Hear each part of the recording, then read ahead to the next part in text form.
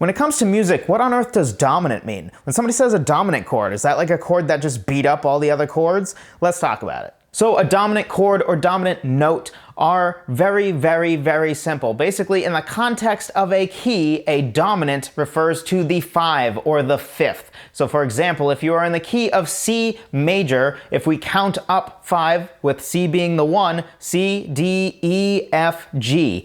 G would be the dominant note. In G major, because G major is the 5 chord in the context of the key of C, would be the dominant chord. So in the key of D major, an A major chord would be the dominant chord. So what's so important about a dominant chord? Well, the dominant chord is the number 1 chord that wants to resolve back to the 1 or the tonic, which we talked about in a previous video. So for example, to keep it basic here, we'll stick with the key of C. In the context of the key of C, a G major chord is the 5 chord or is the dominant chord.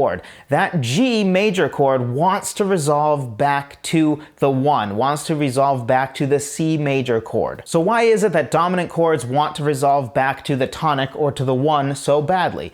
Well, basically it's the concept of a leading tone. A leading tone is basically a note that leads into another note that's either a semitone higher or a semitone lower, but specifically, usually a leading tone or a leading note is in reference to the 7th note in a key. So most keys have a total of 7 notes if you think about it. So for example, in the key of C, you have C, D, E, F, G, A, B, and then back to C. So the C would be the 1, and then it would also be the 8. The leading tone is just the note right below the 1. So C, what's 1 note below C, is a B. So B would be your leading tone. So a G major chord has a G, a B, and a D, which in the context of the key of C is basically a 5, a 7, and a 2. So that 7th tone really wants to resolve back to the tonic because it's leading right into the tonic. You can also think about the 2. The 2 wants to resolve probably into the 3, which is the 3rd of the tonic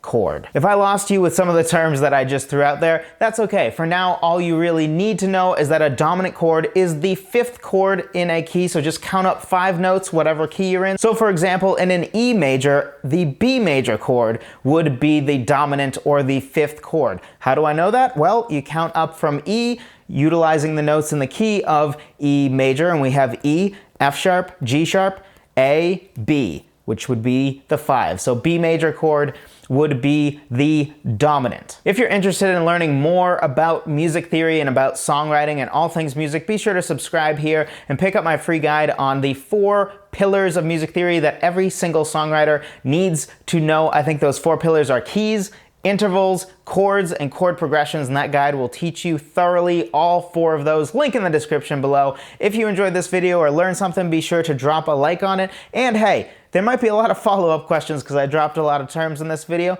Let me know in the comments what more you would like to learn or what terms I might have used that confuse you so I can do a video about those. Thank you for watching, and I'll talk to you next time.